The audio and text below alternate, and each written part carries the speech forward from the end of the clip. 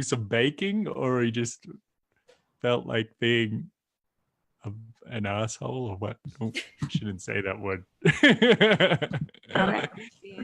Okay. I think we are live on all platforms. Let me just see. Does someone want to jump on Facebook and just see what's going on? Sure. Let's take a look and see what's up. Okay. I guess. Do you want to have about the mischievous monk? We'll have to wait till later. Sorry to interrupt. Yeah, we are live on Facebook as well. Okay, so we should be live on both platforms now. Do one of you guys want to open up Facebook and one of you guys open up YouTube and just have them going? Make sure everything's working technically. Well, I'm on Facebook. All right. Okay. Kurt, do you want to just open YouTube? This is my friend Maddie. He's been through all the Reiki episodes. No, I have not. I've been through like a few of them. You got to talk right to the microphone. I've been through maybe like 7 of them, I You want to think. get closer and be more like on screen? Sweet. Yeah, I can move over. Well, hey, nice to meet you, Maddie. Hi. I'm Katie. I don't know what volume we have to speak at to be audible, but Loud and clear and right into the microphone. okay. Yeah. Got it. You're audible when you do that. Yeah. Okay. Perfect.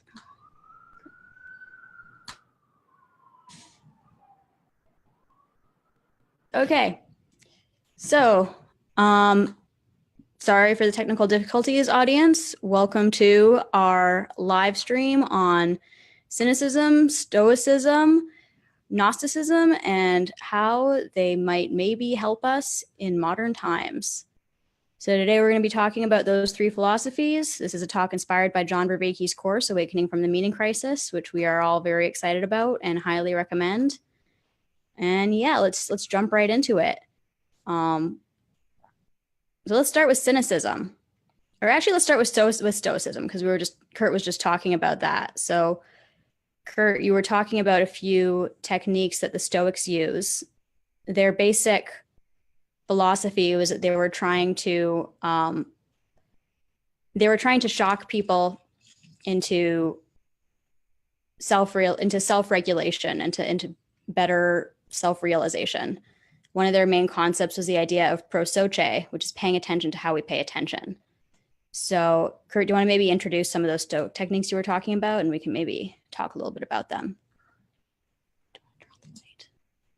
Okay, sure. Yeah, I didn't get all the way through the article. I was just having a look, but it said, for example, practice misfortune, like not just mentally, like don't just think, oh, what if I were poor? Wouldn't that be terrible? But actually set up things in your life, like maybe go without food for a day. Don't worry about it. Or it says wear your worst clothes, get away from the comfort of your home and bed. Like maybe, I guess in extreme cases, you could go out and sleep on the street for a night or something and make yourself really realize what it's like to lose the good things that you have. And that way you won't be so attached to them, or you won't be so affected by misfortune. And the second one was training perception to avoid good or bad. And it gives us Let's focus on one for now. Let's focus on one. Yeah, good. So the first one is basically the idea of inducing a misfortune.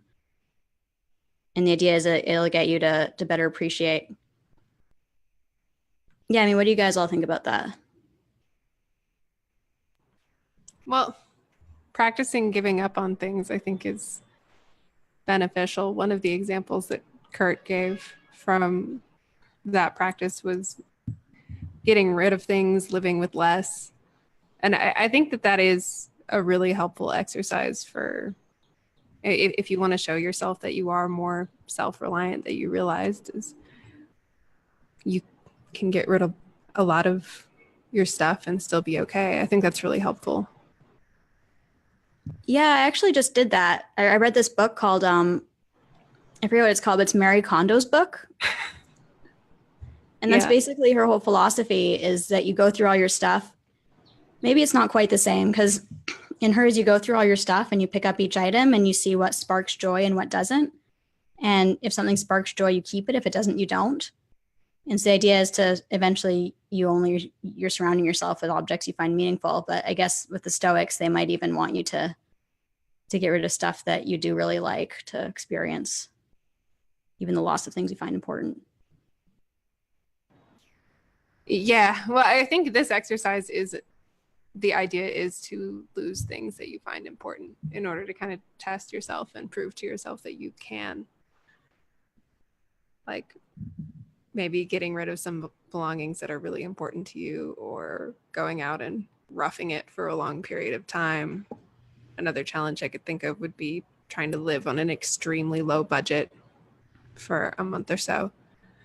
I think it's helpful, and it helps you be grateful for what you have, and it helps you realize your resilience if you were to find yourself in a situation where you didn't have those things. But I don't think that you can ever artificially really simulate poverty in a way that would feel like actual poverty would, because you always know that you have a bailout. It's very different. Yeah, it's like that song by Blur, I think. I forget what it's called, but I can link it in the description. It's basically about like a rich girl that's like slumming it, and in order to like get the experience. Common people. Yeah, common people. Yeah, that song.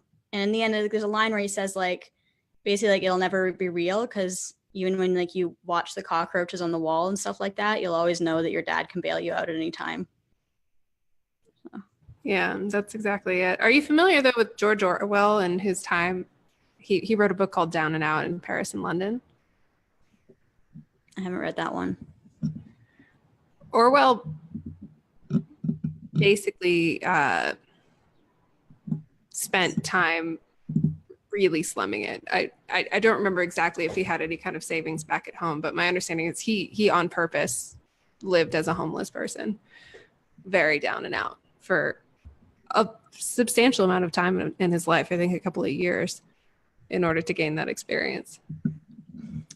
That's interesting, because I read the book he wrote after that, which is I'm just horrible with names right now. It's the one where he goes to northern London and hangs out with all the coal miners. And in that book, he's basically like, yeah, I was a poser before. I didn't really understand like the life of poor people. Because when he actually goes and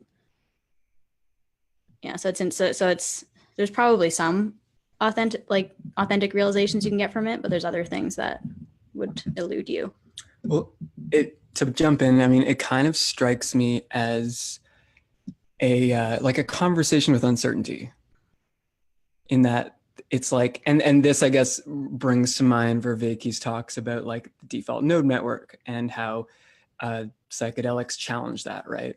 And what I'm hearing is like in the Stoic, it's like an analog attempt to induce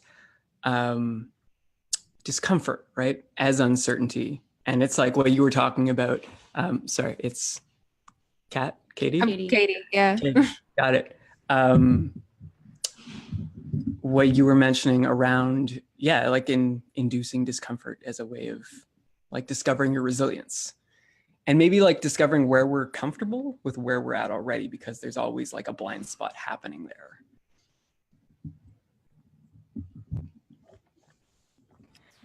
Yeah, I could see the exercise in that way. I mean, it is an exercise to shake up your life, and in doing so, break out of the default mode network and experience something completely different. Yeah, it's funny. Like in my life, when I think back to times where like something really terrible things happened, or like I've gotten really terrible news, like it's almost like being on psychedelics a bit, because it's like the colors become brighter and things just feel like super like hyper real.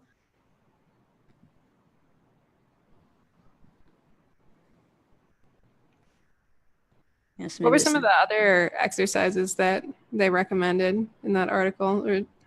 Sure, I'll have a look. But I just wanted to mention as well about the times that I've been deprived of my liberty, because those are valuable experiences. Because it's not like,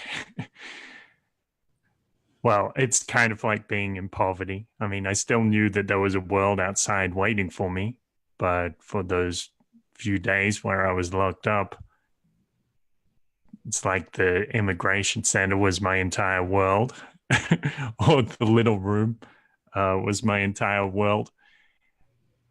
And it's really difficult, but it's also, I'm grateful for those times, because it does demonstrate what is really meaningful and what really counts in the world. So even just simple things like I would focus on my breath, and I'd try to be grateful. And I think sometimes being locked up, I was actually having a better time than when I'm out in the world enjoying my liberty, because it's like I have to push myself. Like, hey, I'm in this situation, which is kind of, in a way, it's terrible, but I can I can make the most of it. So I'm gonna. Did you purposefully challenge yourself in kind of a stoic or mindful kind of way while you were in immigration detention? What was your mindset like during that time? Let's see. Well, there was a bunch of waves of experience, I guess. In the beginning, I was a bit knocked back by it.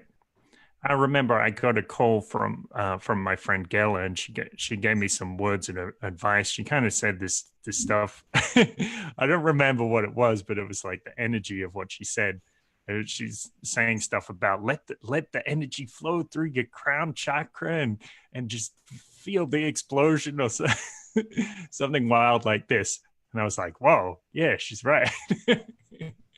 I felt it.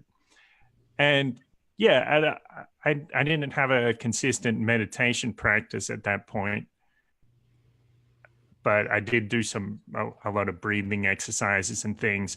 But I remember also when I managed to get my hands on a pen, and I was like, wow, this, I've never appreciated a pen so much as in that moment.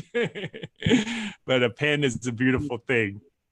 And having pieces of paper to write on and think of, imagine other worlds, so valuable. And it's so funny how we take it for granted. A pen or a pencil is everywhere, but it's something pretty magical. And being able to read and write, it's not, as Viveki talks about, it's not all of history that it's been like that. I mean, it almost sounds like your interaction with the void of something, or the absence of something, sort of like resaturated your experience of gratitude for it once it comes back. And it's like accounting for the things we take for granted as well. Or it's a way of kind of stepping back into relationship with those things that we might otherwise take for granted. Yes, I do. I remember when I was locked up for the second time, getting kicked out of the United States, and I got back to Madrid, and I was staying in an Airbnb on the north side of the city. I remember getting off the subway, and the sky was so blue. I've never seen the sky so blue like they have there. Not a cloud in the sky, and I was like, wow, how can this even be? Yeah, it was good. It kind of makes me think of like the experience that soldiers often have coming back from war, where they're just completely out of sync with the cultural norms, perhaps, of just like taking things for granted, and and specifically like having trouble reintegrating. But how it strikes me that the reintegration part is also a stumbling block, only because it's on like a front line. There's a certain level of dependence on the people around you, and a sort of like life and death like threshold that's constantly, I imagine, like giving you a constant adrenal high. or at least like setting like you value life because death is always like a step away potentially. And it reminds me of like what you're talking about with seeing the sky, and how the relationship to even something like pain has this way of sharpening the senses, right? Really vividly. Yes, well, that raises an interesting point. What about with your experience, Katie? I know you thought you were going to drown at one stage. Mm-hmm. I would never recommend that somebody put themselves in a dangerous drowning situation as a Stoic exercise, but it was an incredibly powerful experience. Like, because I did at one point think that I was drowning and dying. I was beyond control, pretty far out in the water. My arms and legs had given out. I couldn't swim back. There wasn't anybody who's going to come in and save me. And I was in a riptide and there were waves. So I was pretty sure that that was the end. And it did. At first in that experience, I was panicking, of course, and trying to fight it. But at a certain point, I flipped a switch in my mind and I decided that if these were my last moments, that I wanted to really appreciate them and enjoy them. So I started being really conscious of my surroundings and the beautiful location and feeling the water on my skin and thinking of memories of family and friends and people that I loved, and really just appreciating my life and also all the sensations in that moment, even the sensation of like pain from swallowing water, and noticing how the adrenaline and fear felt in my body as well. And it changed things for me in that moment. I felt very peaceful, and I felt very accepting, and it was truly a beautiful experience. And then afterwards, it's changed my perception on life quite a bit as well. I'm much more appreciative. And I think just by being thrown in kind of a crash course of that skill of being able to notice and appreciate things without judgment, like that was a really serious crash course if you're trying to enjoy the experience of drowning. Since then, I've been much better at that. And it's something that I've carried with me through life. Like, one, appreciation for how little our time really is and how uncertain our time really is, but also the ability to shift my perspective when I want to and appreciate things. Yeah. Things were a lot more vivid when I got out as well. Kind of the experience that you mentioned, like the sky and being able to breathe. Of course, this experience was only a couple of minutes, but life was a lot more vivid afterwards.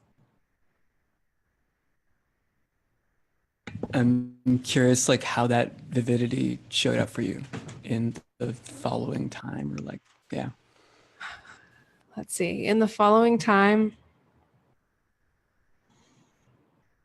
I had been for a long time really suffering from depression and kind of not knowing what I wanted to do with my life and meaninglessness in life. After that experience, even though I still was relatively lost, I felt completely reinvigorated to try to figure out a mission and to try to really do something that I found meaningful. I also felt emotions more and stronger. And I had a little bit of PTSD from the experience. I was living in a beach town, so I definitely noticed the ocean a lot more. And the ocean is something that's become a lot more vivid for me since then, like thinking about it being the source of life, but then also realizing the magnitude of it and how it could take it away so quickly. I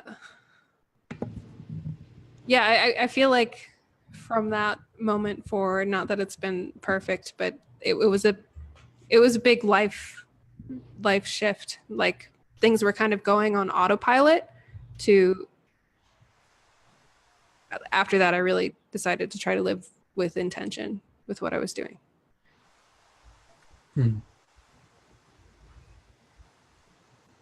People say that John the Baptist was actually a drowner, like he would hold people's heads under the water until they were close to the point of death, and then bring them back up, and then they would be reborn.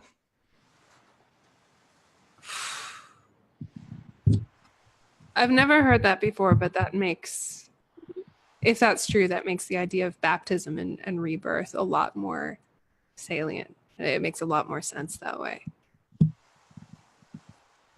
That's interesting. It reminds me of that expression, and I don't even know where this is coming from, but it's like a dialogue about God shows up when you want it as badly as your next breath, when you're suffocating. Yeah, I've heard that as a story about Socrates, when somebody comes to him and says, Socrates, how do I become wise? And he holds their head under the water and tells them, when you want it that as bad as breath, that's when you will become wise. Right. Yeah. Wow.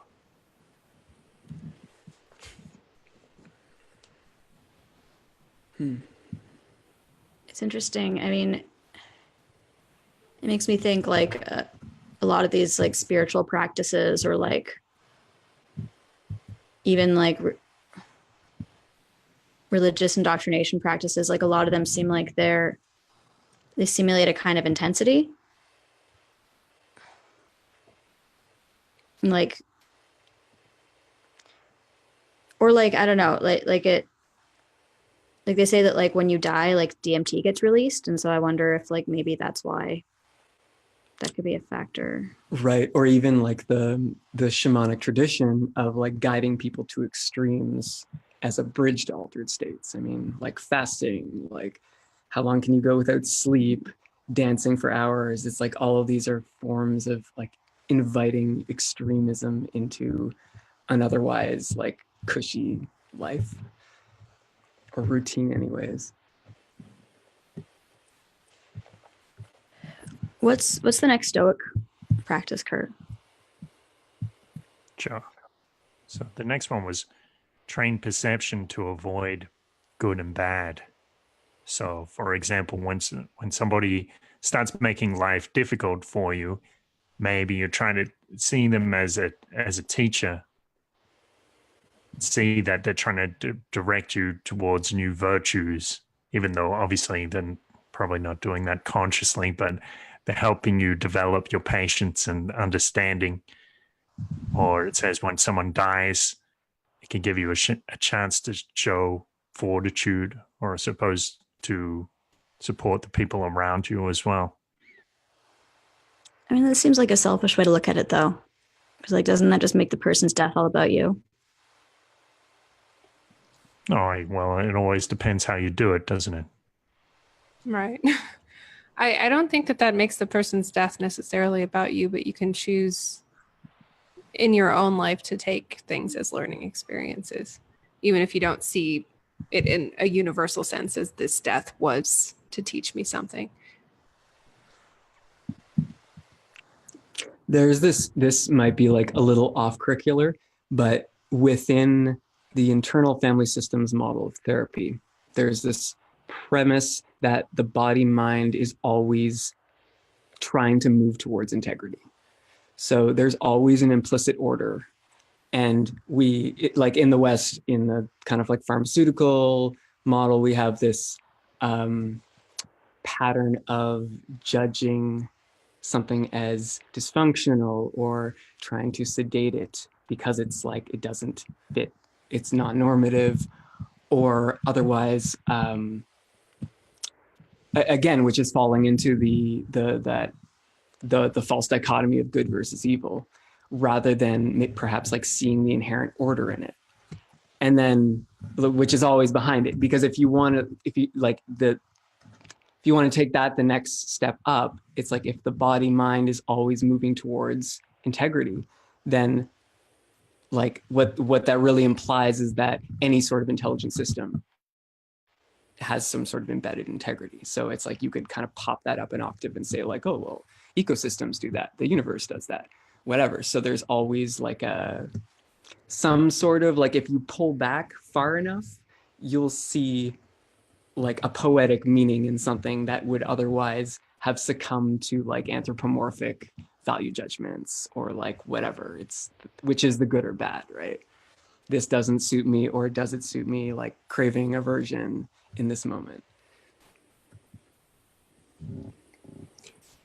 Do you see that integrity and order as something that's inherent in the universe or in the way things are, or something that's constructed by the individual and how they choose to interpret events? I imagine the whole meaning crisis thing is an attempt to overcome looking at it as just a postmodern construction.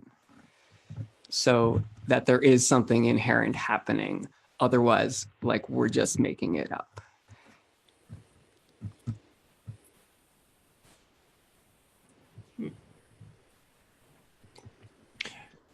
Maddie, what did you say that tradition is called? Just say it was family or internal family therapy, or what was it?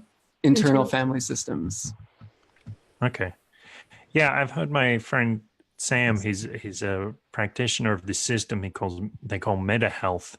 And he says a similar thing. He says there's no such thing as bad health. It's like your body is sending you messages. You just have to be careful. Some of those messages can kill you.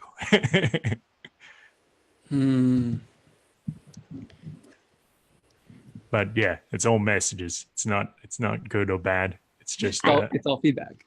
I don't know though. Exactly. I mean, I wonder, like, this whole model, like these examples that we're giving, like something like saying like this person's death wasn't actually a bad thing, I guess, or this person's death wasn't actually a tragedy. It was an opportunity for learning virtue or, whatnot. Like, isn't that just, it doesn't really seem that that's going beyond good and evil. It seems that that's more recasting something that's bad as something that's good, or looking at the positive in something that's bad, which there's still an implicit good and evil in that.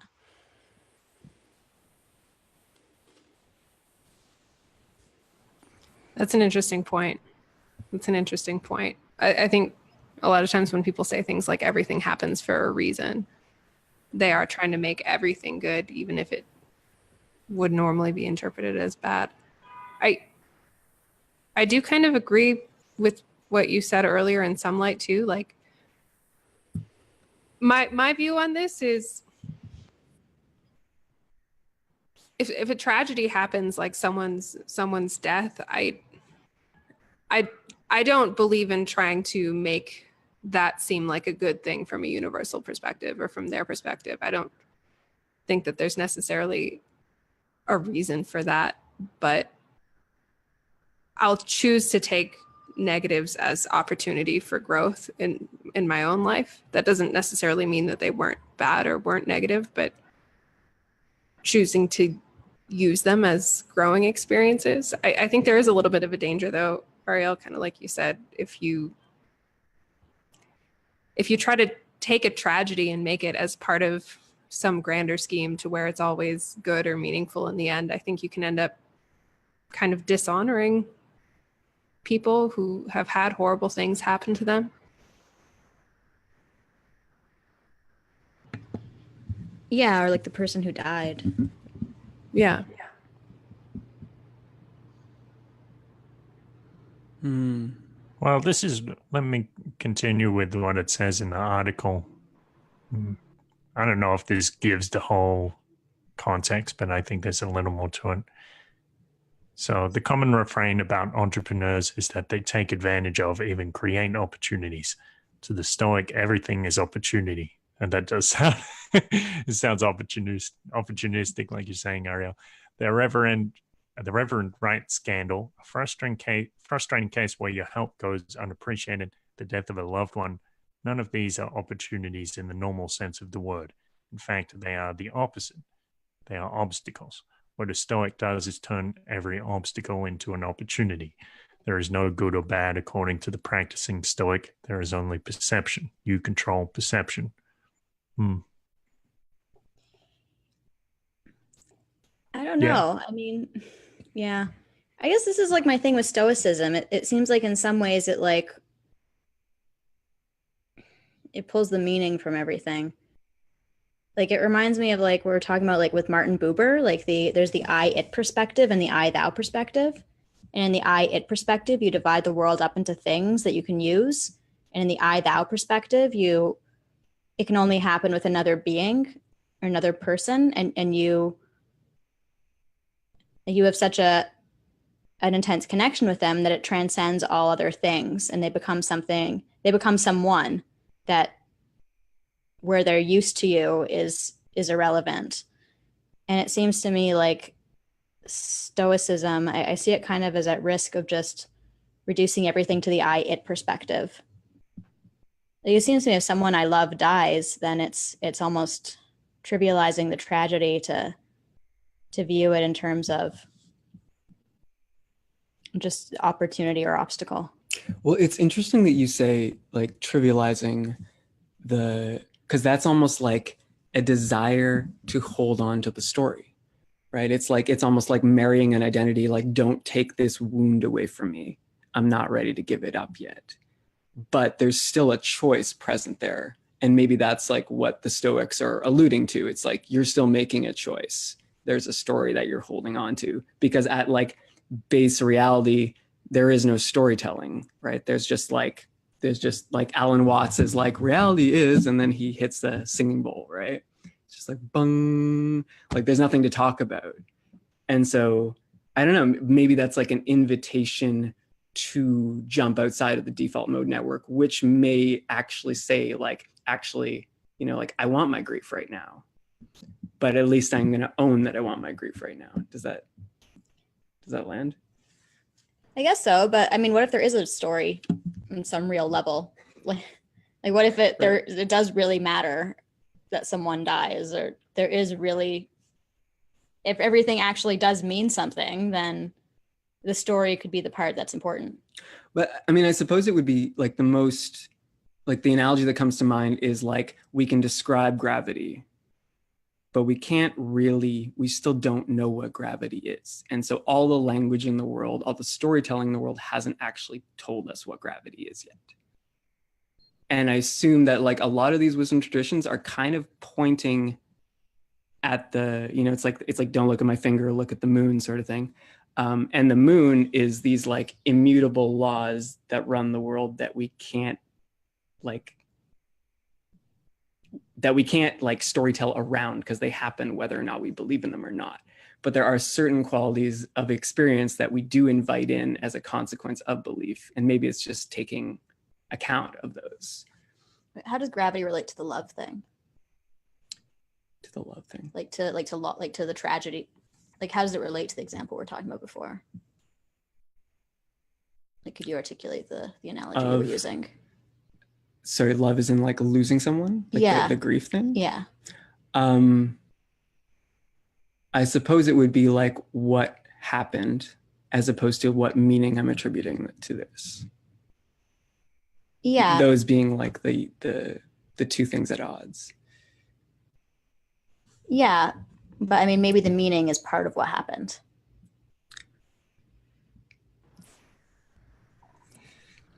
I mean, the meaning is, I would disagree, I think. But like, what do you mean by the meaning is what happened? Well, I mean, like you could look at it like all that happened is like, you know, some atoms were in one configuration and now they're in a different configuration. And right. At a physical level, it's all very trivial. And it's just our own human anthropomorphizing, or it's all our human egocentrism that we're attributing all this meaning to it. And it's just a human construct. And really, it doesn't matter that this person died. And I mean, that could be like a comforting way to look at it from a certain perspective if you want to like escape the emotion, I guess. But maybe the way that we feel about things and the stories we tell about things actually are relating to something very deep that's taking place in the universe. Like if the human experience and the human story actually has some kind of larger purpose, then maybe it actually something very meaningful and profound has changed because someone died. So I think it's probably possible that there's an ultimate meaning, or that individual events have a real meaning, but I don't think necessarily that just because you first jump to that meaning, that means that is the real meaning. It might just be a meaning that's within your own head. It's just your instinct that's going with it.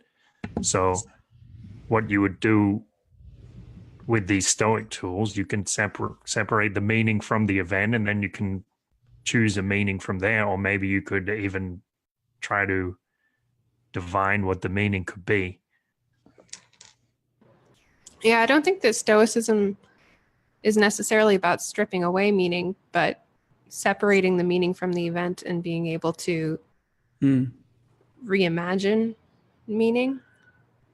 Because I think that a lot of times when events pass and we have some kind of immediate reaction, it's because of our emotions, it's because of our past histories, it's because of what we ate that day put us in a certain mood, so we attributed this event a certain meaning. And for smaller things, obviously for something like a death that impacts us so much, that these smaller things aren't going to be so impactful. But the meaning that we attribute to events is usually automatic and linked, and we just, something happens, we feel bad, so we say it is bad.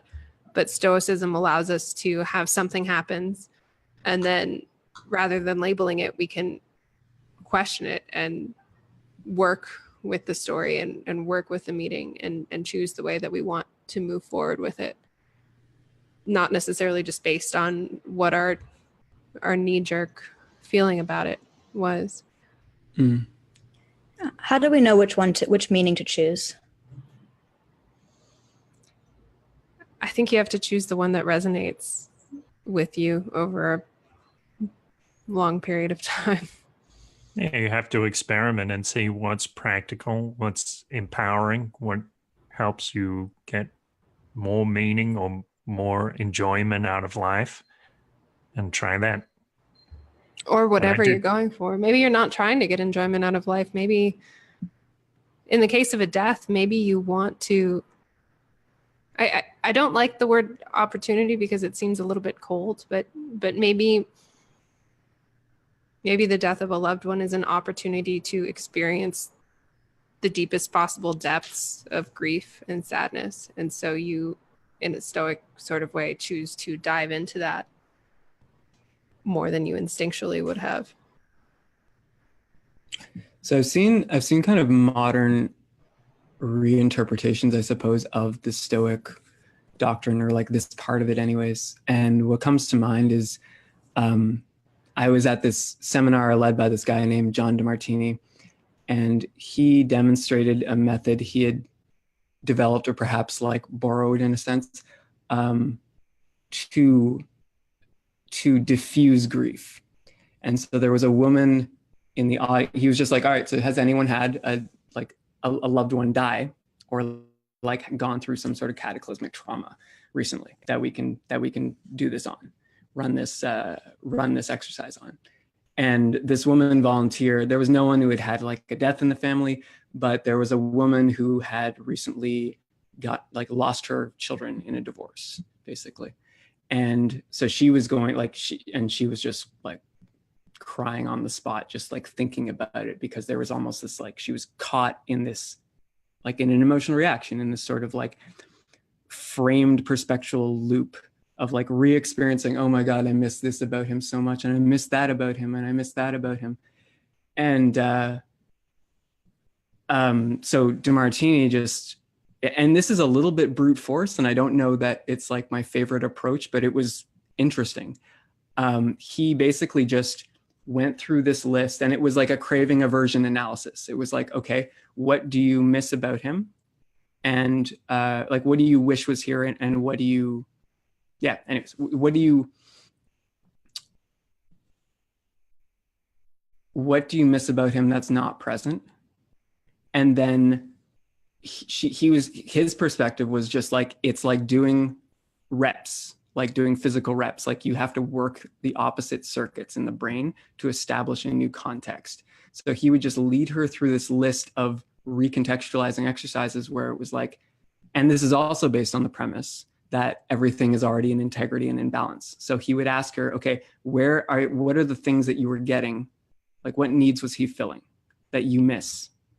And then he would say, where are you getting that now from like in your life right now? And of course, it's like the default response is like, what do you mean? I lost my child. Like, no one can replace him. And he's like, yeah. We're not talking about like this person is unique and they can never be replaced. We're not discussing that. But like, what aspects of experience can you source from your immediate proximity? And as he led her through this, there's lots of resistance, and because again, it's like, I don't want to give my grief up. But it was like, as he kind of trained her into seeing what was already around her that was filling the needs, she gradually just like it started to go away. Like her reactiveness just like dropped drastically. And by the end, it wasn't that she didn't miss him, but it was like she wasn't enslaved to missing him. And so there was like perhaps a sense of like generosity or like gratitude or like, yeah, like, you know what, I'm willing to separate myself from this story and like take on a new one through understanding it from a higher context. And it was really, it's hard because every time that he would go into this with her, she would just be like, "Gah!" And he would have to explain on the spot that like, he's like, I'm not going to buy into your emotion, because if I do, I'm going to feed it, and I'm going to feed you the idea that your story is real. And so there was kind of like a hard acidness about it. And it kind of reminds me of like the coldness you talk about when you talk about like opportunism, with that there has to be like perhaps a certain coldness present to like not buy into the narratives that we are like in love with, because that's kind of what attachment looks like. Anyways, interesting side tangent. Yeah, I think it's really important to note that there are many tools. And so that's kind of like a neuro-linguistic programming perspective that you can apply in some cases. And you can also, like the other day, my friend was going through a tough time, and I said to him, this too shall pass. And that's another perspective. And at other times I would say to people, if you are feeling deep pain, then go with it completely. I call it drying the sponge. Like wring the sponge dry until there's no more pain left to give. And when you do that, you feel really good. It gives you a release from your grief or pain. So it's not like there's just one thing. But if we took that one thing, like any one of these, and we tried to apply it to every situation, we probably have a problem, because we'd be like a one-dimensional individual. But having many tools, many modes of thinking, that can make us more rounded humans. Yeah, and it seems like there's also strategies that involve like digging into your story even more deeply. Like, that's basically what all fiction is, right? It's like there's an element of the author like digging into their own story and aestheticizing it and presenting it to other people with all its bias and personal. Yeah, and a lot of psychotherapy is about diving deep into your past so that you can really understand your triggers and understand your pain, so that you can confront it and achieve some kind of catharsis, perhaps, before you can move on. Yeah, there almost seems to be like these like two poles in like how we should approach resolving personal problems. Like there's like the like Stoicism, and then like CBT, like cognitive behavioral therapy, which is based on Stoicism or influenced by it. And there's, seems like neuro-linguistic programming, which from what I can see, similar to CBT or has some parallels to it. And then on the other side of it, there's like psychotherapy and like think of fiction writing, and it seems like there's a tension between them.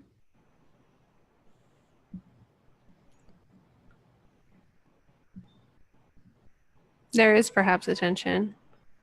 I wonder if this is one of those areas though where it's what's helpful to do is to go back and forth between the two perspectives, go back and forth between the different extremes, and take the lessons from both and the experiences from both. This CBT, Stoicism, whatever kind of mindfulness kind of broad perspective that we're talking about has helped me move forward in life, maybe more than anything else. But on the flip side, I can see how it has made me a little bit colder to things. And for me anyway, if I always stay in that perspective, it can remove some of the richness. Yeah, like learning how to modulate my emotions, like the kind of exercise that you talked about, which was in one of the most extreme examples you could think of, like learning how to reframe your story around grieving a child. I've done something similar, not in such extreme circumstances, but I've learned how to reframe my stories in terms of heartbreak, to be able to get over things very, very quickly and very, very effectively. And it almost sometimes feels like in being able to do that, you lose some of the genuine emotional experience of falling into something or of really experiencing something when you've given yourselves these tools to know how to get out of any emotional state at will. You mean because it's like you're not really risking anything? Yeah. I do the opposite, or I have done the opposite with like heartbreaks and stuff. Of just like holding on to the emotion and the tragedy of it as long as possible, because it makes it feel. It makes the whole. I feel like it's a way to like imbue the whole thing with like more meaning. I think the distinction is for me is that I know the difference for me is that when I've reframed something truly in a sense that doesn't come off as cold, and as opposed to just reframing as a way to dissociate from a trauma, it's that like I come out the other side actually loving the person more than I went in. If there's like heartbreak comes to mind specifically, and I feel like there's the marker of reintegration isn't just like using these techniques to sort of like erase this person from my life, but rather to like recover gratitude. And then that feels like almost more balanced, because then I'm like, okay, I'm not just blindly reacting, not in the like craving aversion, like polarized spectrum, but I'm like sitting here and seeing you as you are. And I think that there's like I don't know, it's like, I think as humans, we kind of crave that from others, to be actually seen. Because if somebody is just seeing me through the gauze, the veil of their own stories, it's usually not, it doesn't feel as viscerally fulfilling. And so it's like when I'm seeing the person as they are, it's like they feel that too. And that like the connection is enriched by being able to step back. It's just like, it's weird, but I feel like those two poles can like overlap and complement each other, like pulling back and going in at the same time.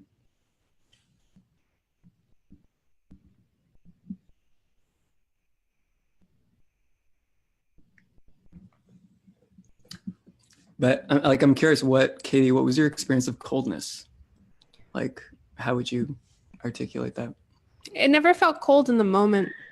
I've done something similar to you in terms of my reframes, where I don't try to erase a person or erase a history, but I try to reframe to where I'm appreciative for the positive of the relationship, appreciative for that person, who they are, appreciative for the time that we had, and see it as like a part of my life. But it doesn't make me feel cold towards the person, but what it does do when I successfully reframe is it pulls me out of the deep physical pain that kind of grief. And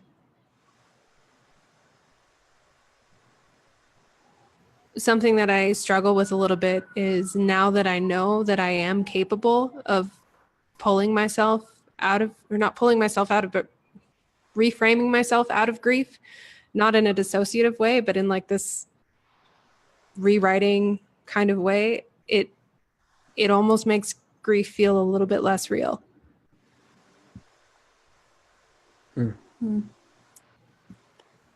Or less impactful than it used to be. Because I no longer feel like my emotions are something out of my control.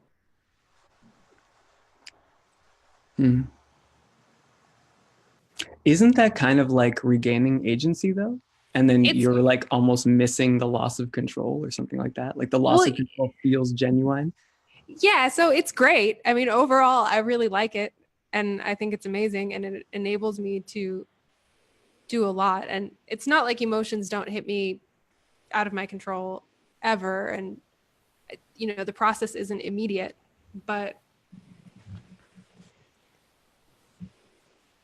it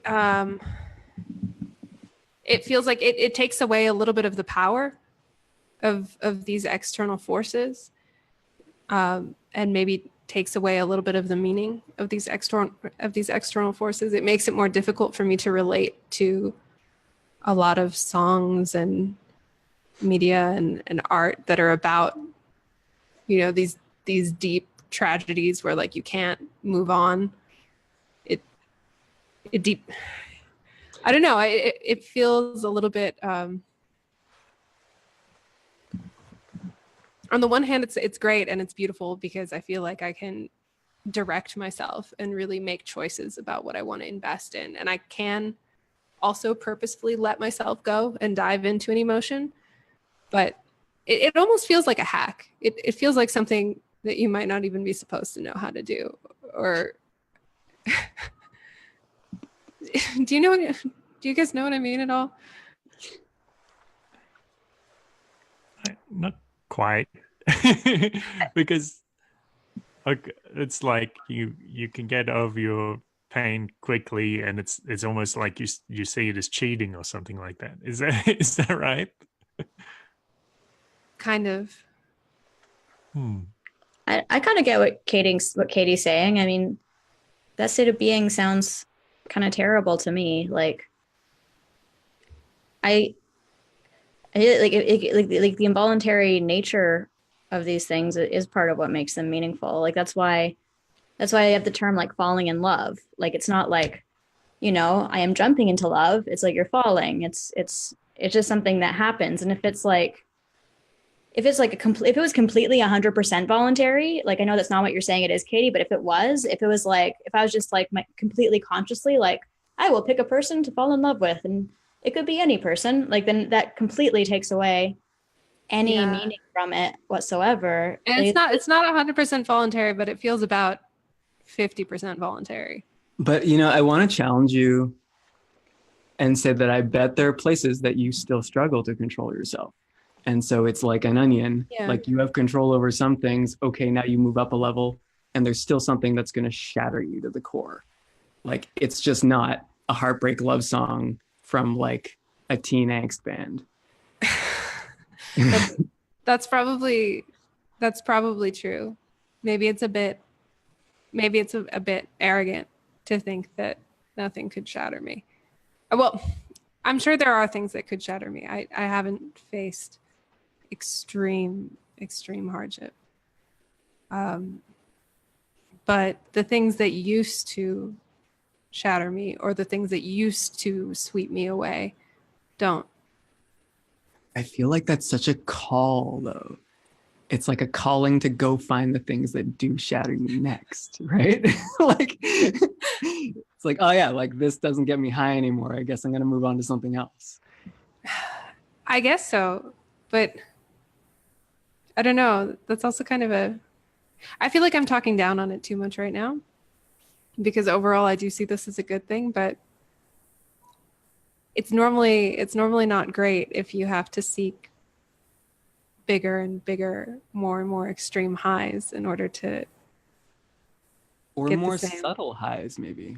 Yeah. Like it could just be like, how granular can you make it? But I mean, isn't that kind of the nature of like the human experience though? Like even like achievement, like you achieve one thing and then like you're happy for a day and then like a week later you're like, okay, what's the next thing I can achieve? It has to be a bigger thing. And it just you just keep going up that way. Like yes, it's also the downward spiral of addiction, but it's just what it is, right? Like it can never be static with us, with the kind of beings we are. Yeah. Yeah, I mean, this is kind of cliche, but it reminds me of Tony Robbins' you're either growing or you're dying. Yeah.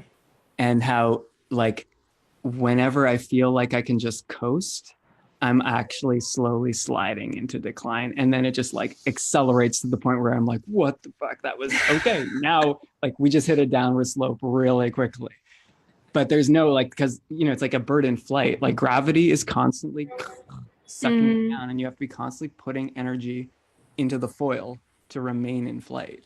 Yeah. And the way I feel is that everything operates in feedback loops. So we could be spiraling upward or we could be spiraling downward, but it's very difficult, if not impossible, to spiral in a straight line. It's because of entropy, right? Like we talked about entropy. Yeah. So if you stay the same, you stagnate. Yeah. Right. And this is the thing with the meaning crisis and the inherent integrity of perhaps like consciousness as a whole, is that there's something fighting entropy. Like we have this like unspoken sense that there is like evolving and devolving, and we would rather move against entropy than with it. Because nobody celebrates their like victimhood with entropy, or like their descent, unless it's like, I don't know, like ironic or something like that. Like there's some sort of dramatic irony at play. If they're nihilistic. Right, which is maybe a dramatic irony. I don't know. Okay, but this perspective though, this lets back in good and bad and truth. Because once you're saying there's an up direction and a down direction, then that leaves open the idea that there's true stories and false stories. So when I'm like looking at my experience and I'm like how to reframe it, it's no longer like just an open field of like whichever one I feel like there's certain constraints now. Like if we really do believe there's an up direction and a down direction and a good and a bad and a true and a false, then I'm looking at all the different ways I can frame my story. There's maybe not only one way, but there'll be some subset of ways that are true, like truthful ways to frame it, and there'll be some subset of ways that are false. And I think it makes it adds another dimension to it. I do think there's always a big difference between what's good and bad and what's good and bad for you. I don't. Okay. But I think like what I'm hearing in Kurt's nuance here is that there's like even what you might interpret as good and bad can shift according to what level of consciousness you're operating from.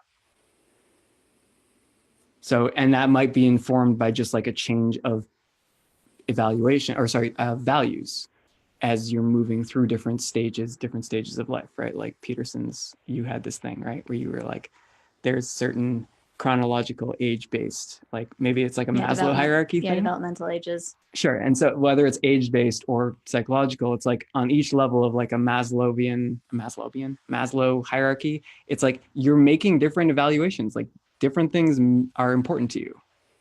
And so you might have a shift in even the things that you would judge. Is that what you meant, Kurt? I just took it off the rails. I don't think exactly, but that's interesting. What did you mean? Well, I mean, okay. So if something happens to you, like some misfortune, like you lose your car keys or you lose your wallet or something, and you interpret it as bad, like as if there's no other way to interpret that, as if that must be bad, as if it's even evil. Like if someone stole it from you, you'd probably call them evil or something like that, right? Or some other nice, not nice names. But for your own actions, what you do can be beneficial or not beneficial. And for your own interpretations of things, what you do can be beneficial or not beneficial. Yeah, but I mean, there could be, I'm not discounting the idea that there could be more than one truthful and beneficial way to look at something. Like if someone steals my wallet, it might be beneficial for me to both be like, that was wrong, that was a violation,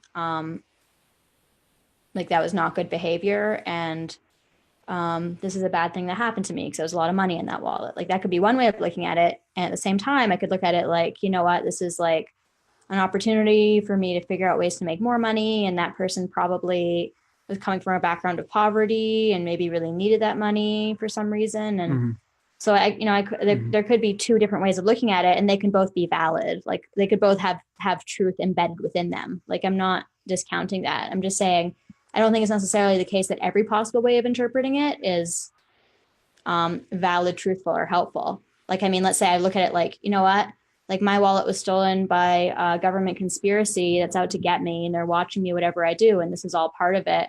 And I better just act normal and pretend that my wallet wasn't stolen, because then they'll know that I'm onto them. Like that could be a way of looking at it that's neither truthful or beneficial to me. Yes, I agree.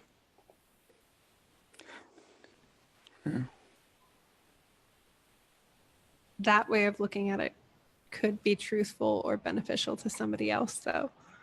If you zoomed out a little bit, like if it actually were true that the government was conspiring to steal their wallet over. Let's say it's not. Let's say it's not true. No, let's say it's not true. I'm just kind of playing devil's advocate here. I guess your example of descending into paranoia might be useful for someone else to avoid a similar line of thinking, or even for you to avoid similar lines of thinking in the future. How do you mean? I mean, if you see an example of someone who becomes detached from reality, it can be a reminder to stay grounded. Or if you have examples of yourself in the past where you've been a bit detached from reality, it can serve as a reminder for yourself to stay grounded.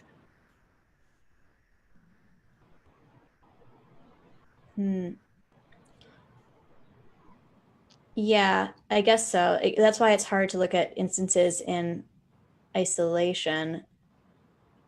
But I don't know. Because at the same time, you're still positing a value system where not being paranoid and is bad, but being paranoid is bad and being grounded is good.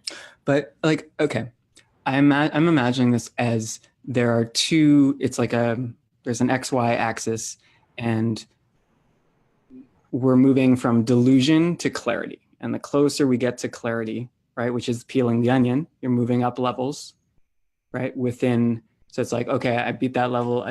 Like I'm increasing my sphere of self-authorship as I move closer and closer to the core of like understanding my own reactions, or perhaps being able to control my emotions. But at the same time, like the x-axis is that there's always discernment along that upward climb. So there's like the paranoid thing is like, that sounds like a high degree of delusion. So you're like right at the bottom of the scale and you're like reacting in an extreme way.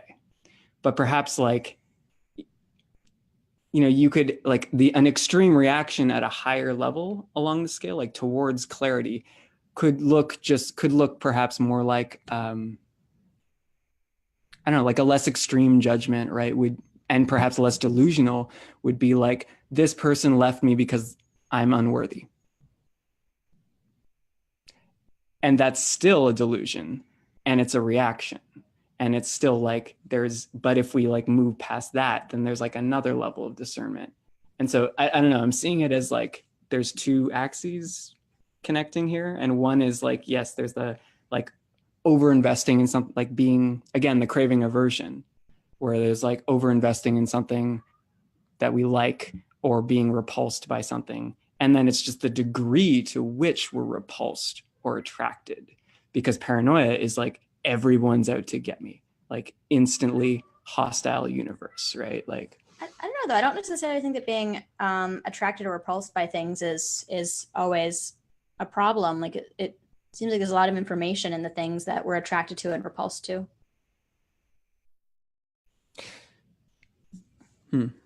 It is interesting that you put it on this scale, because I'm pondering something that Ariel's been saying about how even like the way that we're talking about reframing events still presupposes some kind of good and bad. We're placing some kind of a value judgment, because we're saying, okay, maybe these events aren't good or bad because you can reframe every event in a good way. Maybe a more accurate thing to say is that like the events themselves aren't good or bad, but there is some actual good, bad, or whatever kind of scale value judgment that we're putting on every frame. And that the goodness or badness isn't in the event, but is in the frame. Right. Right. Wrote, Yeah. No good or bad, except that thinking makes it so. Yeah. But that's that's another level. Like the good or bad isn't in the event. The good or bad is in the interpretation. Yeah. Yeah. But it's not saying that there is no good or bad, because we are saying that there is some good and bad in the interpretations. But good and bad is confined to the frame in which you perceive them in the first. Is what I'm Perhaps there are some events that are so big or that they just don't fit in many frames, that they don't, like something extremely catastrophic, if you try to put it in a frame that's positive, it's misaligned with the frame. Why would that be though? If it really is all in the interpretation and not in the event itself, then why would it be that some events just so stubbornly seem to be, well, evil to us? Seems like the ones that are evil jump out at us more. Well, wait, are you talking about the Holocaust or something? Well, it could be anything. It could be all the evil things we listed last time: the Holocaust, child rape, like just anything, like all the evil things, all the things that are really evil and that are. There's certain kinds of patterns in the interpretations. Like it's not that like in one culture, it's there's patterns in the interpretations that seem to stubbornly persist and that seem to be really hard to invert. And I don't see why that would be the case if all the meaning lies in the interpretation and not in the event itself. Starvation is always isn't it? There's no culture that's like starvation is great, right? Okay, so here's literally starving to death. Literally starving to death. Yeah. Yeah. Here's an idea. I'm not sure about this idea yet, but when we're talking about an event, we're not talking about a static object. When we're talking about a frame, where events in and of themselves are stories. They're things that happened like in order. And when you're talking about reframing an event, you're talking about lengthening or shortening the story and bringing in other pieces or other events that were surrounding it. So perhaps you're saying putting something into different context changes whether it's good or bad as well. Yeah. Well, the context is kind of the frame, right? The context is how we construct the story, is putting things in different contexts. But there are certain things that no matter how you try to recontextualize them. Yeah. Yeah. And I would ask, okay, so I know that like starving to death isn't cool, but what is valuable about that information? Like, I already know that in my own life that I should avoid starvation. Well, the point I'm trying to make is that it doesn't seem to me that all of the meaning lies in the interpretation, because if that were the case, it would seem to me that we would be able to arbitrarily shuffle around the interpretation, which which we can't do. It seems that the event. No, we can. It seems that the event constrains the interpretation and what kind of like good bad polarity we can use in the interpretation apply to the event. No, we can change the interpretation. Like it would just take a lot of effort and a lot of mental gymnastics, but generally we don't want to do that because because those things are worth avoiding. So yeah, I guess that But even that's a value judgment. Yeah, I guess I want to respond to what Katie said just a minute ago. You talked about how an event is a story, and we can change the story by changing the context and changing how much space and time to include around the story, basically, or what events to link it to and stuff like that. But it seems to me that if you zoom out far enough, the event is ultimately connected to everything else. It's connected to all of time, all of space, all other events that have occurred. Like there is a totality. And when you get to that totality, if we're going to say that that's what the story is, that the story is how much you choose to include, the story is the event and how much you choose to include around it. Well, if you just take the event and you include everything around it, then there will be a story there. Maybe it's not a story that we can ever fully, it's not a story we can ever fully know. But there is a story at like the most zoomed out level.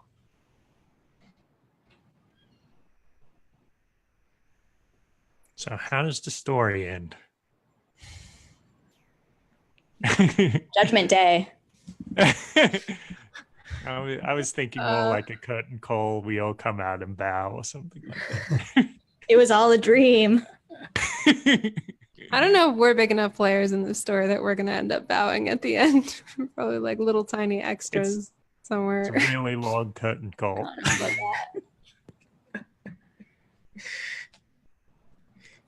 Okay. So we're at an hour and 15 minutes. Do you guys want to, do we feel like talking about Gnosticism, or are we feeling this is a good place to end things? How are people feeling? I don't think we could give the other philosophies as much credit as we've given Stoicism. Maybe we should leave those for another time. Yeah, we can do another live stream about Gnosticism. I'd like to read some more about it. Yeah, it'd be good to do background reading. Yeah. Okay. Well, let's call it there then. That was an awesome live stream. Does anyone have any final words before we say goodbye? Are there any comments on Facebook, Katie? There were a few, yes. Let me take a look and see what's been updated. Why aren't you answering the comments? You guys suck. Frowny face. Really? Did we get something? No, somebody that said that? No, I was joking. Sorry. Oh, okay. Like, I'm so sorry. Viewer. We had Saad asked about my experience with the near drowning experience and when that happened.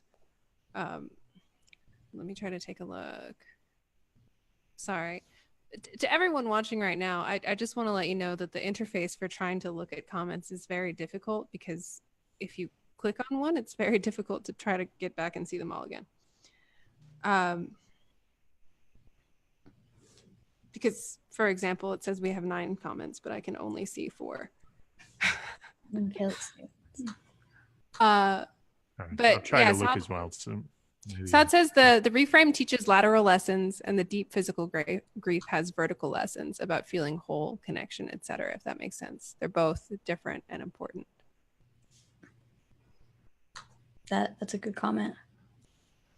He was following along when we were talking about heartbreak. He says, I love heartbreak. It's like a free psychedelic-esque experience if you treat it as one. I've never not become a better person as a result of one. I can't wait for the next. I mean, that's the thing, like avoiding those, like falling in love and the heartbreak that results often. It actually is kind of like a psychedelic experience. Like it causes effects in your brain that are similar to psychedelics. It increases neuroplasticity. So like it increases your brain's ability to rapidly change. Oxytocin withdrawal. Mhm. There's your stoic abandonment. And it's rare to catch that. It's rare to get that as an adult. Like it's rare to get opportunities, because usually our brains are quite static, but falling in love allows us to like re-enter that like childlike neuroplasticity. And I think if you try to control things too closely, then it prevents you from being able to experience that.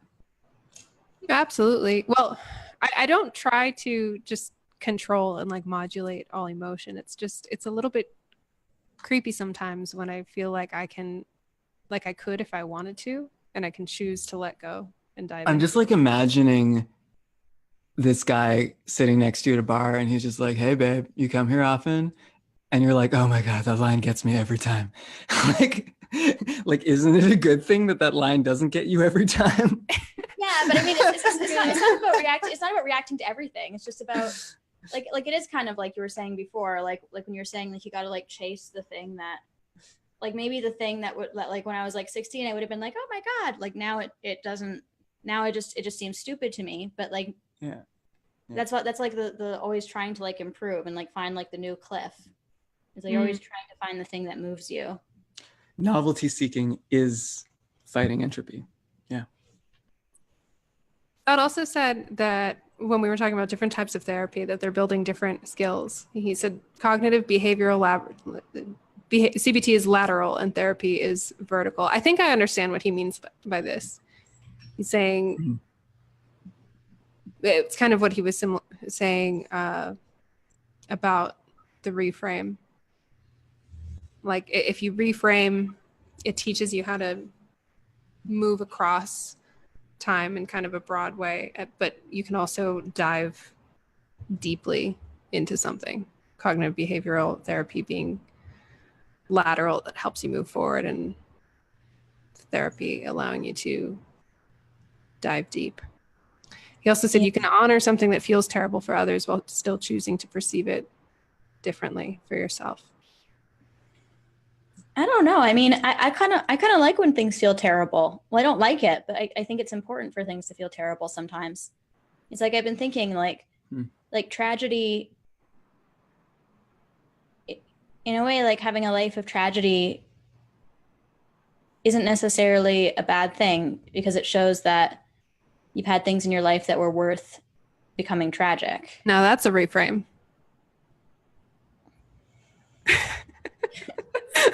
If I've ever heard one. Eating. I was never against reframes. No, that was Katie's line too. I was never against reframes. I just said I don't think they're constrained, basically. Yeah. No, I agree with you. And I think, I don't know, even if you do have the ability to choose to reframe, you probably want to dive into that tragedy sometimes, because it's like you said, it shows that you had something important enough to lose. And also tragedy and anger and these emotions that we normally code as negative are still part of the human experience.